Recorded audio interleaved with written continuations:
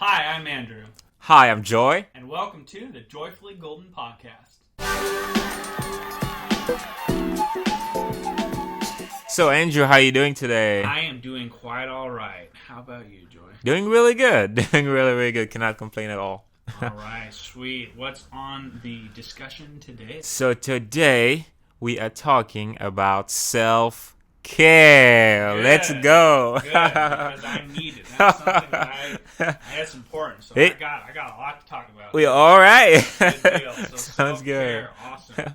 So I think a lot of times, I know for me Mhm. especially, I will focus so much more on what I have to do, things I'm doing with other people, Mhm. my day to day, and not really consider or take into fact, like my sleep schedule, Mm. even my eating schedule sometimes. And then Mhm. at the end of a week, I'll just be like, oh man, like all this time went by and maybe I did or didn't get things done, whether it's Mhm. like laundry or dishes or shopping for food. Mhm. And so, like, self care is this concept to me that is something I really want to focus on because Hmm. it's more about taking care of yourself so that you can continue to do the things you do on a day to day That's good. basis. That's really good. And I think that this is probably something that a lot of people may struggle with. Mhm.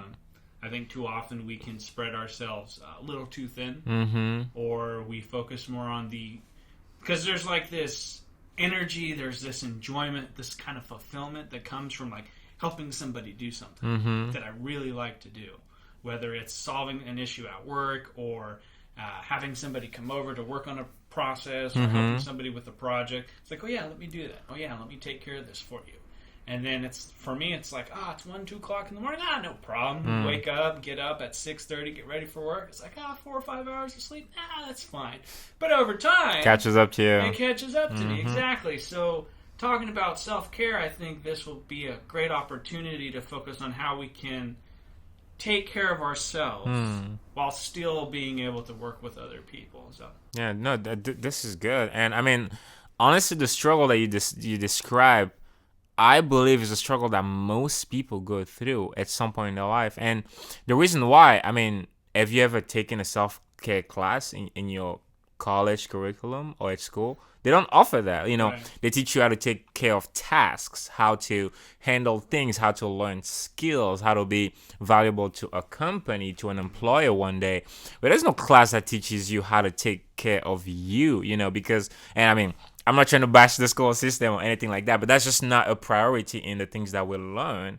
And so that's very normal that eventually we become adults and we realize that no one ever taught us how to take care of us. You know what I mean? And so I do believe it's something very important to talk about because I am one of those believers that if you don't know how to take care of yourself, I mean, you can hardly know how to take care of someone else. Because Yeah. think about if you're not compassionate enough towards yourself to take care of your needs, when your body tells you, please stop, you don't want to listen to it. When your body tells you, please feed me something nutritious, and you don't listen to it. When your body tells you, please, go work out, like your heart tells you need to, and you refuse to listen to that. How dare you say that you're compassionate enough to listen to the needs of someone else? Or are you even listening really because you want to help them or just to look like you're helping them? And so all that to say, I truly believe that at the core of a healthy society in which we actually care for one another, we need to learn to take care of ourselves too. And I think a lot of time there was almost a negative light that's put on self-care. It's like, oh, you're selfish, like caring about yourself. But at the end of the day, even the Bible, it tells you to love your neighbor like yourself. And so how are you supposed to do that if you don't know how to love yourself? And so just food for thought. But I really do believe that self-care is something that needs to be talked about a lot more than it is, and something that we need to start asking more the question, what does that actually look like to live a healthy lifestyle in which you're taking good care of yourself, you know what I mean? And so, all that being said, I have a lot of questions that I want to ask, but I guess one of the first ones is, what do you think, or what have you heard about what self-care is supposed to look like, whether it's been from someone or what you just see out there on, the media or whatever. What are the first thing you think about when you think about actually self-caring? Well, it's kind of interesting, and maybe it's a little stereotypical, but I think of self-care as this feminine thing. Let's talk about that too. I think that in society, women have stronger support groups than men do. And that's just my perception. I could be completely wrong. But I think there's this thing about being male and masculine and female and feminine, and there's nothing about the strengths or weaknesses of others that particularly comes to mind other than on a separate thing is when it comes to self-care, I hear it vocalized a lot more from the female side of things. So good. Because I think that they may have a better understanding of the importance of it. Yes. And I think you and I, two guys talking about self-care. Right? I've never seen two guys talk about self-care before, so this is brand new for me. But I think it's really important because self-care is a strength for men and women. And I think it's something that, as a provider, whether you have that traditional look or you have that everything's completely equal in either way, because nowadays it doesn't matter who's the breadwinner or who's taking care of it. Very true. It's everything's been redefined, and it's all it's all, everyone's got their own strengths. So for me, when I think about self-care, I think about, okay, how am I taking care of me? Like, what am I doing for me? How am I working on myself? Because I don't think a lot of people really think about that. You usually think about, okay, what am I doing for other people? Or what can I expect from other people? What about what can you expect from yourself? I think that's a question that I hardly ever ask myself. It's like, what can I expect Andrew to do for Andrew? It's always this, okay, I've got these things I need to do, or I need to meet with this person, I need to work on this process. And then sometimes, like you talk about the needs of your body, sometimes I'm so disassociated from it, I don't even hear it. And I think that that's something that we really need to focus on, is to think about, okay, where is that voice coming from? When do you hear it, and how do you address it? How do you respond? That's so good. Yeah.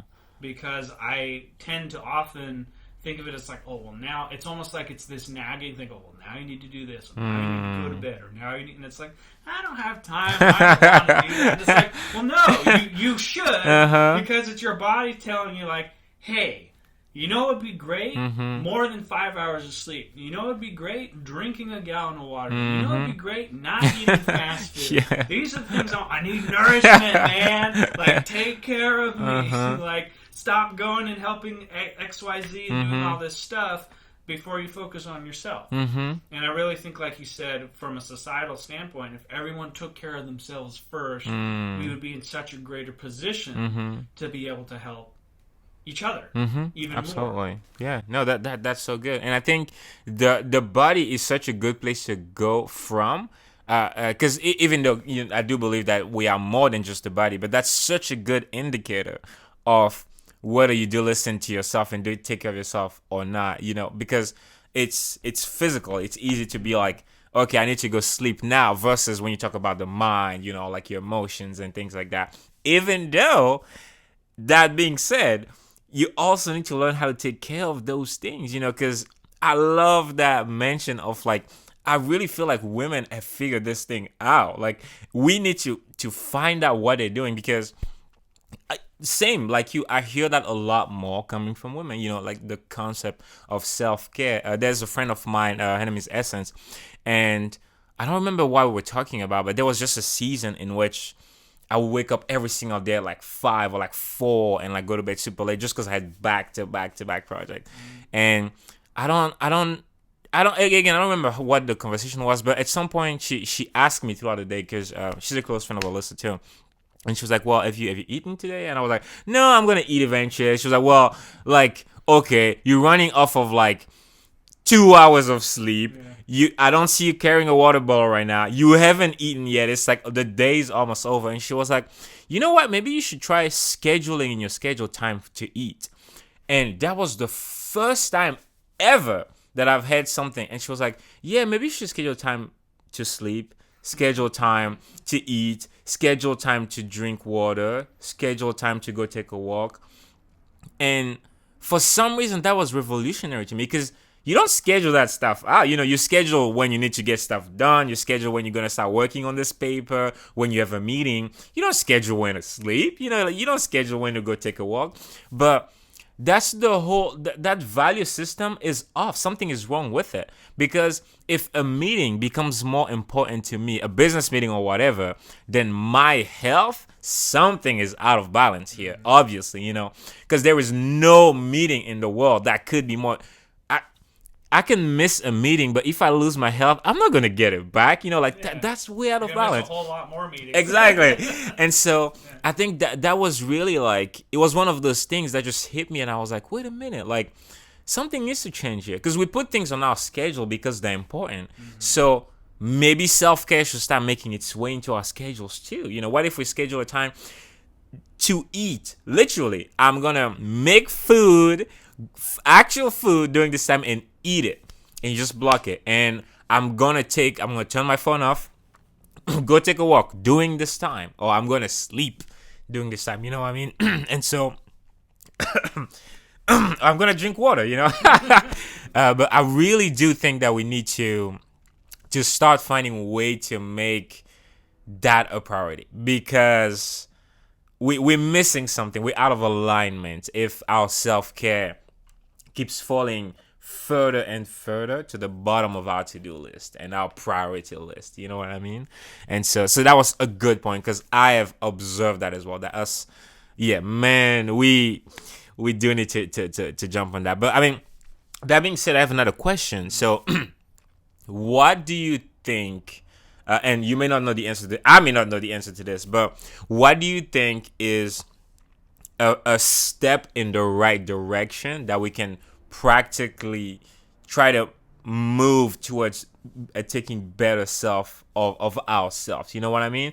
What do you think is or are some steps that we can today, after this episode, us, the people listening to, could challenge ourselves with and decide that we're going to start moving in that right direction? You know what I mean?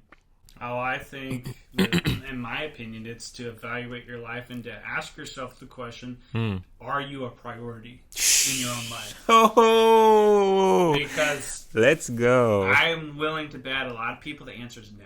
Because for me, it's no. And I don't mean that I don't care about myself, but if I objectively look at, am I treating my needs on a day-to-day basis as a priority? The answer is no. Wow. Some people may have a great workout routine. Some people may do meal prepping and eat well. Some people may have a couple of the different variables, and that's great. It's better than nothing. But I think a lot of people will not have your mental, emotional, and physical well-being lined up as these are some of the top priorities, if not the most important priorities that you need to have. So you first kind of have to ask yourself that question. You may not like the answer, but I've unapologetically admit that I will definitely not focus on my needs that often. And I think that in order to, if you want to talk about self-care, it's okay. Exercising is important. It's something you should have 60 minutes, of physical activity every day. That's something in grade school they're always like, all right, make sure you have 50 to 60 minutes of exercise. You go to college and that stops. That expectation ceases to exist once you turn to an adult. They're like, statistically speaking, it's beneficial scientifically to your body if you exercise, 60 minutes a day. We're no longer going to require it because you're no longer a child. We're no longer responsible for you. So now the responsibility shifts onto yourself when you're an adult to eat better, to take care of yourself, to sleep. How many times as a child were you told to go to bed? Ooh, let's go. How many times as a child, eat your vegetables? How many times as a child, hey, pay attention, go run outside and play. Whether it was because my parents wanted me to actually physically go exercise or get out of the hair for a few minutes, right? And so, but as an adult, who's telling you, hey, eat well. Hey, it's time to go to sleep.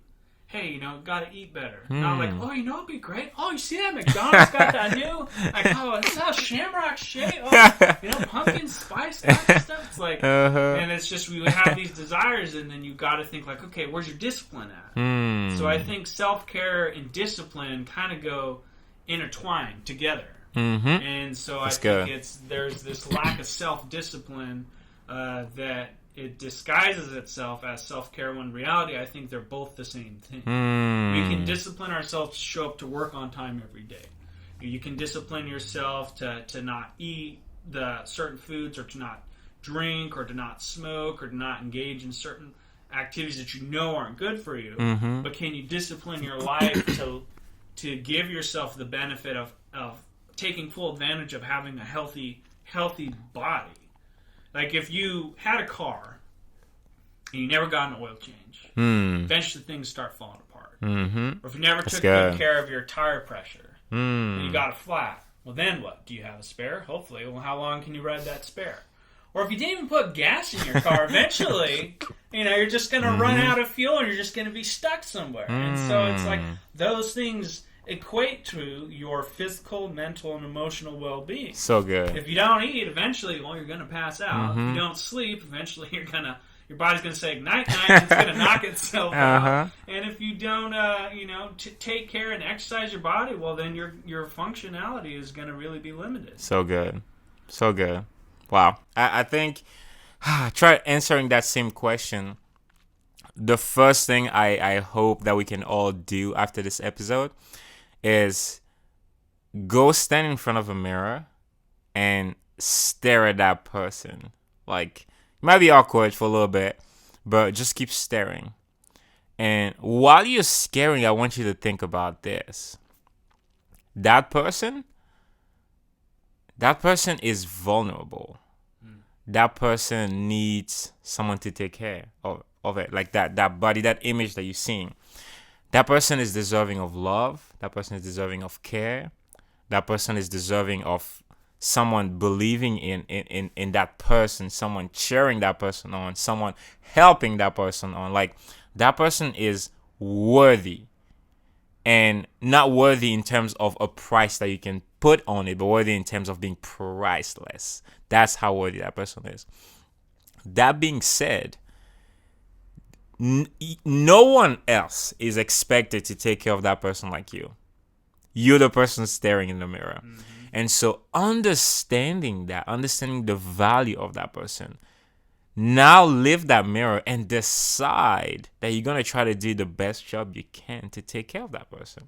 Because that body that you're seeing, you only have one. That's it. You don't get another one, You're going to live in that body for however many years you have, Those organs that you have, like that, everything that you have, it's given to you. Now you're stewards of it. How are you going to be? Are you going to be a good steward, or are you going to be a bad one, And to me, I think that's the bottom line of self-care. It's not about being selfish. It's not about, no, it's about realizing that you not only you need that care, but you deserve that care. You know what I mean? Because, a lot of us are not willing to admit it or to even consider it, but I think so many times our lack of self-care comes from a place of us not loving ourselves enough. And we don't think about that because it sounds ugly thinking of not loving yourself. Like that's bad news. You know what I mean? But is it not true? When you feed yourself with things that are actually hurting yourself, when you refuse to do things that will help you live longer, that will have you have a better mood throughout the day, that will help you be more productive, that are literally for your own good, and you refuse to do them because of a deadline or because of this, or that, or that person. You know what I mean? Like, is that showing love to yourself? I don't know. Who is to say? But I want that to be the challenging thought that people live here with around the self-care thing of, this is really about you looking at yourself in the mirror and being able to say, I love you and I'm going to do the best that I can to take care of you, because that's your responsibility. You know what I mean? And I genuinely believe that someone who is willing to do that and live that out is going to be in a much, much better condition to do the same thing for someone else. Because once you've done that for yourself, you can look at someone else and be like, dude, like, you are deserving of love too. Because me and you, we equal. Like, so if I'm deserving of this, you are too. Why are you not taking care of yourself? You know what I mean? Mm-hmm. And then you can pass it down to your children, to your friends, and we start radiating this awareness, that we do need to taking care of ourselves seriously. You know what I mean? And so that will be my challenge to people after this episode. Like, however awkward as it might be, just try it and make a promise to yourself that moving forward, you might not be perfect. That's not expected of you, but you will try your best to get better by taking care of yourself. And I think if we all make that promise to ourselves and actually try to live to it, I do believe that the quality of our lives will improve and we're going to become better stewards of ourselves, the life, the body that we've been given. And we're going to be able to help other people do the same, And I think that's the depth at which this concept of self-care really can land home, with most people. So that would be my take on it. I love it. And I think with that, that's enough said. I like it. So, till next time, stay joyfully believing.